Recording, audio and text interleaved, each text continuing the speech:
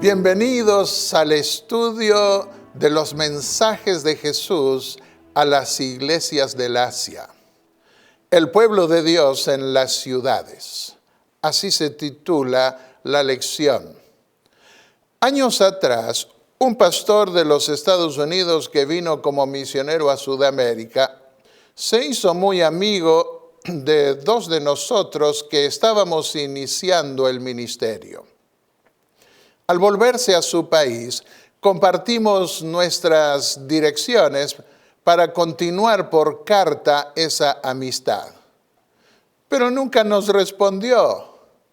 Fue amigo cuando estuvo con nosotros allá, pero se olvidó de nosotros cuando volvió a su país. Jesús, en cambio, se identificó con nosotros cuando vino a redimirnos y dijo a sus discípulos: vosotros sois mis amigos. Y cuando se fue al cielo no se olvidó de nosotros. No solo intercede por nosotros, sino que nos envía cartas, ya que nos involucra en sus mensajes a las 7 iglesias. Cumple con su promesa de estar con nosotros mediante su Espíritu todos los días hasta el fin del mundo.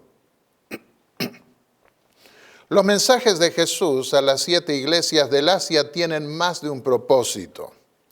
Así como las epístolas del apóstol Pablo tienen un propósito local y también universal para cada uno según la situación en la que se encuentra, así también nosotros podemos ver que las iglesias tienen un propósito local y también universal y también profético en el caso del Apocalipsis.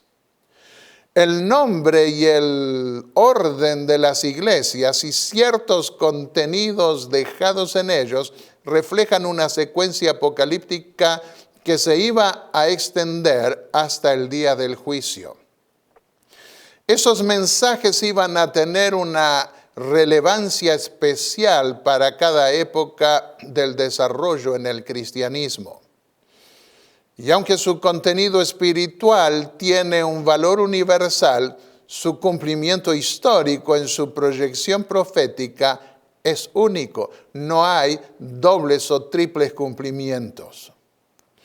Los mensajes dados a las iglesias de Asia retratan el estado de cosas que existen en las iglesias del mundo religioso de hoy, dice el espíritu de profecía. Los nombres de las iglesias simbolizan a la iglesia cristiana en los diferentes períodos de la era cristiana.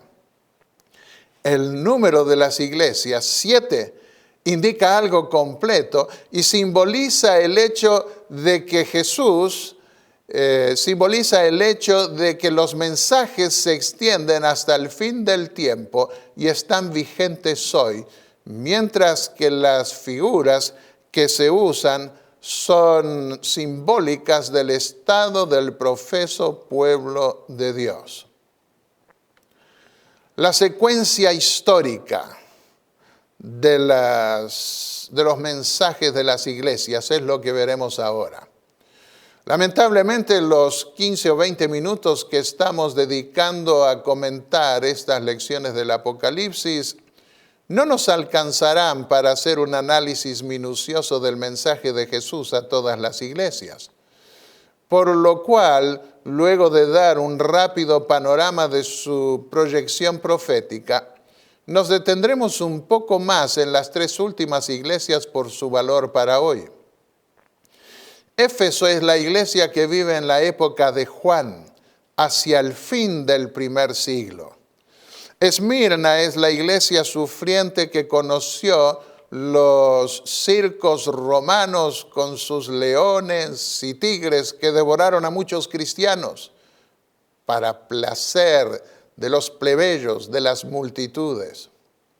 Su sufrimiento, especialmente en los siglos II, desde los siglos II al IV, fueron tales que Jesús no la reprendió en nada, sino que por el contrario, la alentó con sus promesas de vida eterna. Pérgamo caracteriza a la iglesia que vivió bajo el trono del anticristo a partir del siglo VI. Y Tiatira contiene dos grupos. Uno que tolera en su medio a una iglesia apóstata y paganizada que en el resto del Apocalipsis se identificará como una mujer ramera llamada Babilonia, pero que en el mensaje a las iglesias se llama Jezabel. El otro grupo no participa de una apostasía romana y Jesús lo exhorta a permanecer fiel hasta el fin. En la quinta iglesia vemos el período de la Reforma Protestante, en la que con Lutero a partir del siglo XVI especialmente puso el énfasis en la justificación por la fe. Con el tiempo los protestantes terminaron desmereciendo las obras, olvidando lo que el apóstol Santiago dijo, que la fe sin obras es muerta. Por eso Jesús le advierte de tener nombre de vivir, pero que en la práctica está muerta. Sé vigilante, le dice Jesús, y afirma las otras cosas que están para morir, porque no he hallado tus obras perfectas delante de Dios. Pero pasemos ahora a la sexta iglesia. La sexta iglesia representa la época del gran despertar adventista de los siglos XVIII y XIX. Jesús se le revela como quien tiene la llave de David. Siendo que Jesús está en medio de los candelabros del santuario celestial, esa llave tiene que ver con la apertura de la puerta al lugar santísimo que abriría al final de su ministerio sacerdotal para recibir el reino, lo que implica ser coronado rey como David, pero ahora sobre la nueva Jerusalén. En efecto, la puerta que Jesús abre, que nadie puede cerrar, no es la de la predicación del Evangelio. Porque esa puerta los hombres pueden cerrarla, como se vio muchas veces a lo largo de los siglos.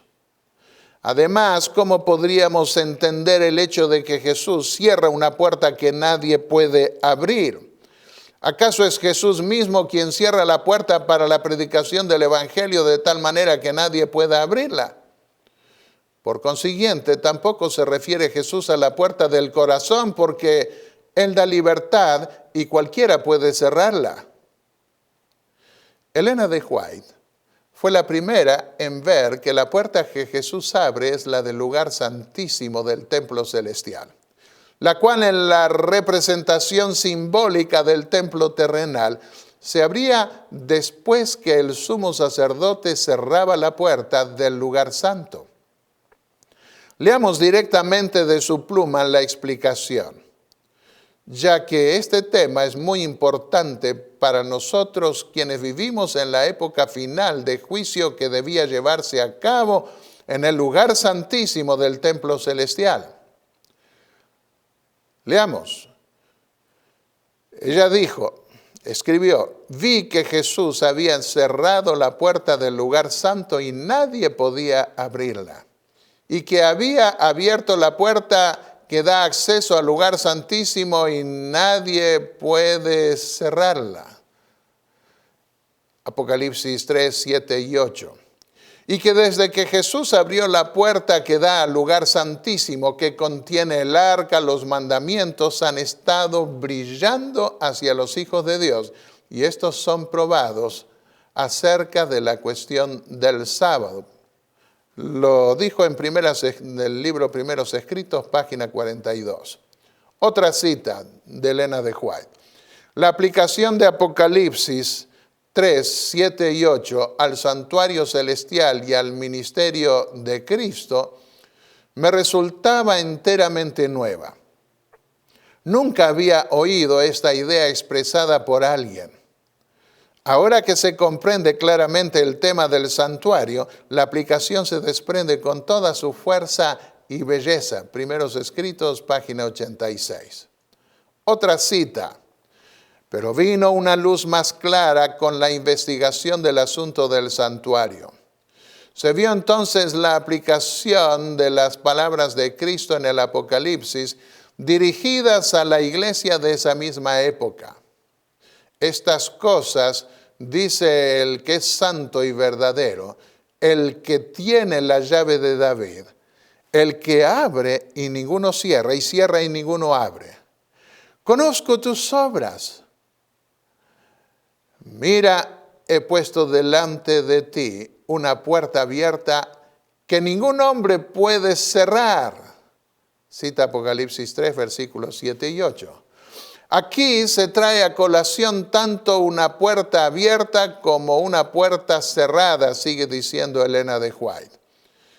En la terminación de los 2300 días proféticos en 1844, Cristo cambió su ministración del lugar santo al lugar santísimo. Llama la atención también que Elena de White conectó esa puerta que Jesús abrió en 1844 con la puerta abierta que le revela al apóstol Juan en la siguiente visión que estudiaremos en la siguiente lección. Leamos. Hay alguien que lo ve todo y dice, he puesto delante de ti una puerta abierta. Está citando Apocalipsis 3:8. A través de esta puerta, sigue diciendo, se mostró el trono de Dios, sombreado por el arco iris de la promesa. Esta es una referencia a Apocalipsis 4, versículos 1 al 3. La señal, ese arco iris, la señal del pacto eterno, mostrando que la misericordia y la verdad están juntas y arrancando del que la contempla alabanza al Señor. Pero pasemos a la séptima y última iglesia, la de Laodicea. Su nombre, Laodiceia, proviene de dos palabras griegas. Laos, pueblo, dike, juicio, dando como resultado el significado de juicio del pueblo. Luego del chasco de 1844 que pasaron quienes creían que Jesús iba a venir en esa época, los que prestaron atención al mensaje de la puerta abierta al lugar santísimo que se dio a partir de entonces, recobraron ánimo y salieron al mundo entero a anunciar que la puerta del juicio ya se había abierto y el Señor venía pronto. Podemos comparar esto con Apocalipsis 10 y el versículo 11, ese llamado de ir a todo el mundo. Y hoy la iglesia adventista sintió ese llamado y está en toda la tierra, con más de 20 millones de miembros. Esta es la iglesia del fin que pasará por la prueba final que se anticipa ya en la sexta iglesia.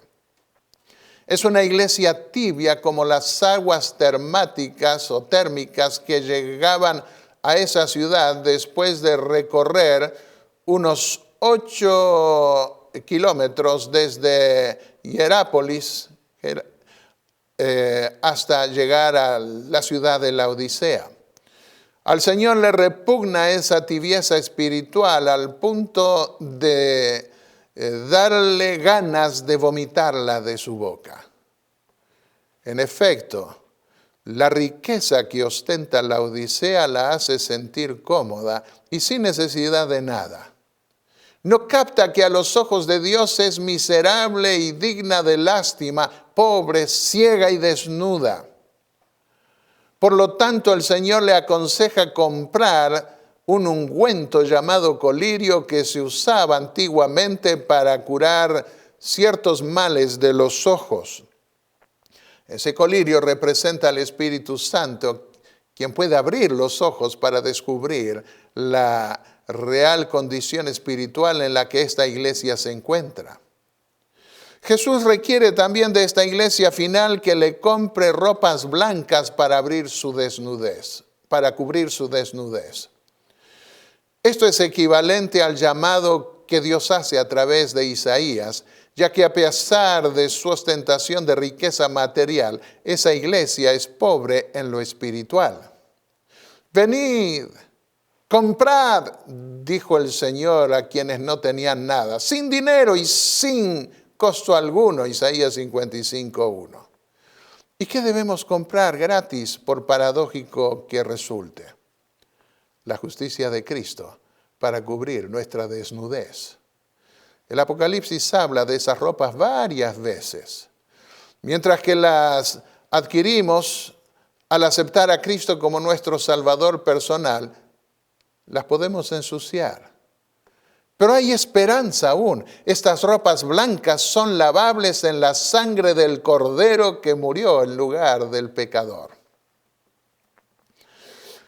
Cuando me portaba mal de niño, mi padre me mostraba su mano y me preguntaba si no quería una ayudita.